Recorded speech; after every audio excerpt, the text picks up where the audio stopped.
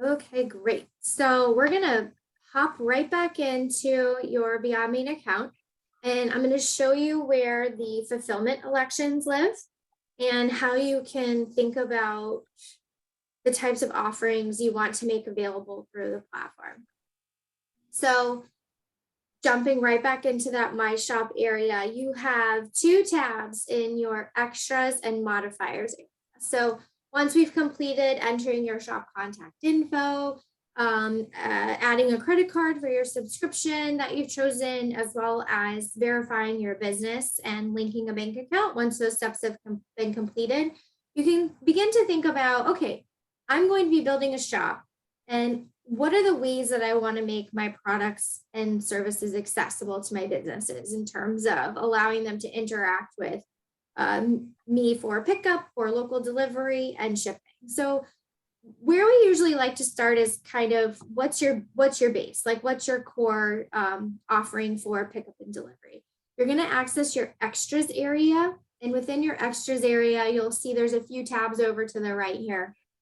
You have pickup and delivery, taxes, and discounts. Taxes are automatically set to be captured on a transaction based off of where your business is. So it is just kind of rolls into whatever the local rates are and state rates are. So that's automatically done for you. There's nothing you really need to do, with the exception of if an item is non-taxable, you'll turn that off. And when we are working on the inventory section, we'll show you how to do that. But otherwise, taxes are automatically captured at the time of sale. Pickup and delivery is your first tab here. And to add a new pickup and delivery method, you're just going to click the little plus sign, which is pretty uniform on the back of our system. And you can make any of these your default method. That's, your choice. I usually like to kind of work backwards, like right to left here, because for many stores that are going to be joining, they have a physical brick and mortar location, right? So if you're a business that does not have a physical brick and mortar location, you might focus more on the postal shipping or the local delivery as your option. But for brick and mortar businesses, we tend to work from right to left. So you can set the pickup as your default, as your primary. You can pick up from the same location as they ordered, or if you've set up multiple locations for your business, you can set, different options there. Allowing for curbside can be turned on. And when this is done, then you can type in additional instructions. So, please call this number once you're, out front, right? And then the business will be able to understand that you're ready to retrieve your order. It's not necessary that you turn on the curbside pickup button, just kind of a added feature there with the option to give additional info. So pickup is the most basic, right? Like it's your general. Your local delivery, this, you can turn that off as your default if you would not like it as your default. Local delivery can be set up however you would like and in kind of multiple forms. So you can set up 2 different delivery options, right? Depending on your radius. It can be free for 3 miles and under and $10 for 4+ miles. It's, you can kind of set your parameters as you'd like. So if I wanted to say I'm giving free shipping, and my delivery time is, if they place an order with me while it's business operating hours, it'll be next day, I'll guarantee it, right? At a bare minimum, if not same day. So we like to kind of give ourselves a little bit more of a window. And the max distance I'm willing to go is 5 miles for free. And if I want to, if someone places an order value of $50 or more, then I want to be promotional on that and give them, oh no, actually, let's set this one for a fee. So Less than free? less than free. Oh my goodness. Yeah. So we'll say this is, I'm going to change this logic. 50% off free. I'm going to say it's a $10 fee and it'll be next day and I'm willing to go 15 miles, right? But if a customer spends $50, I'm going to give them that $10, that total $10 off, right? And I'm going to add that. So, some spots are empty. What did I leave empty? Oh, here, I have to give it a name. So same day. I think when we get into things, Jenny, we're gonna have, I think, more detailed conversations about shipping with businesses in the aggregate. I'd love to spend some time with each of the towns talking about shipping. I know it's like watching paint dry to some extent, but it also allows us to really educate folks on the impact of shipping and what kind of tools we can use to say, okay, listen, I know you want free shipping. Everybody wants free shipping, but even Amazon doesn't give free shipping. You have to buy into Prime to get free shipping, right? So coming up with the right things, there may be certain points of the year that we pull that trigger, but I want to ensure that people are doing the right things from individual P&L, perspectives and educating them on. And ideally, that if that would include a discussion about a centralized location, if somebody is a FedEx site, how they can participate in that, or if they need to explore how to do that for their shopping district. Yep. So that's a good segue into the postal shipping additional offers. So here you can set, standard delivery, right? Okay.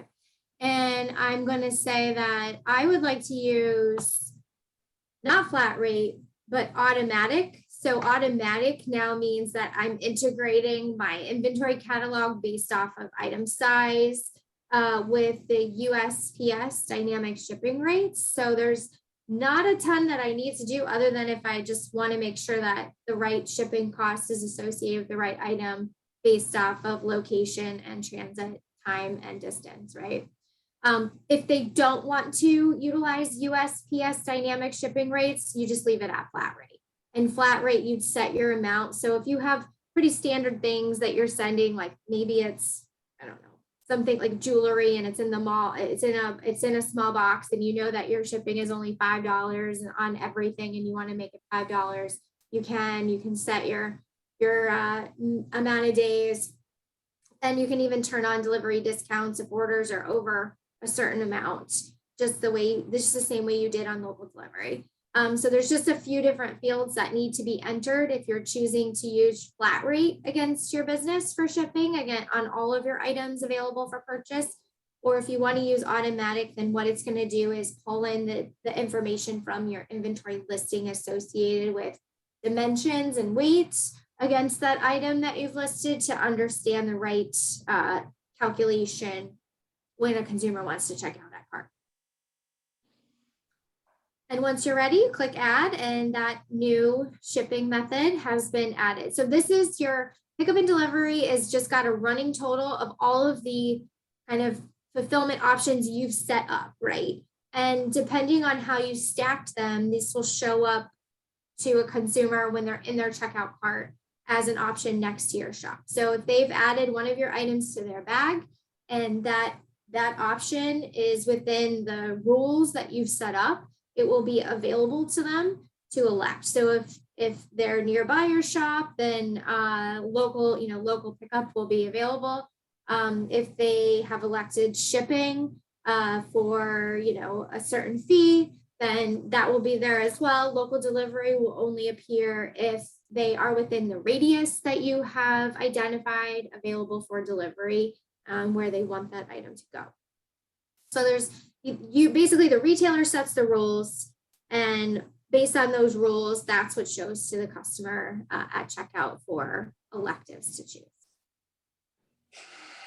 Any questions on setting up fulfillment options? I would say if this is a place where you kind of start to get stuck on, I don't know how far I want to go, just set up buy online, pick up in store and your curbside, directives, and then you can kind of come back to this after you've finished building your catalog and you understand what types of things you've decided to list, and you might want to expand it from there. So don't have to have all the answers. I just kind of want everyone to know where it lives and how you can kind of get going with fulfillment options.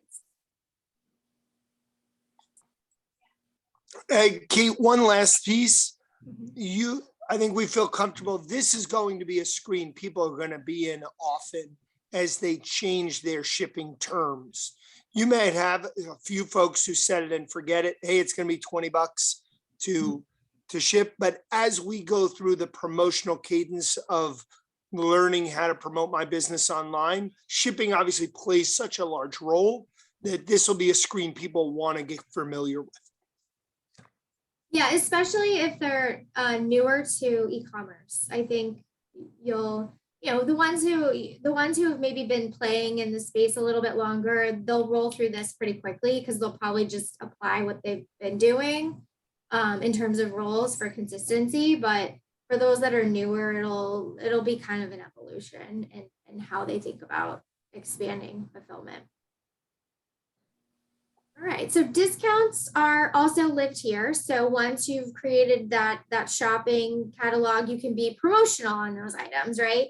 And they're set up in a very similar fashion. I'm not going to go through all of the discounts today because it makes a lot more sense when there's a catalog here to kind of like play with. So we'll touch this again in tomorrow's session once items are beginning to be added, but this is also where the discounts lives, and there's a number of different ways you can be promotional on your items that you are making available for customers to purchase. All right. So what questions do we have on payment gateway or fulfillment electives?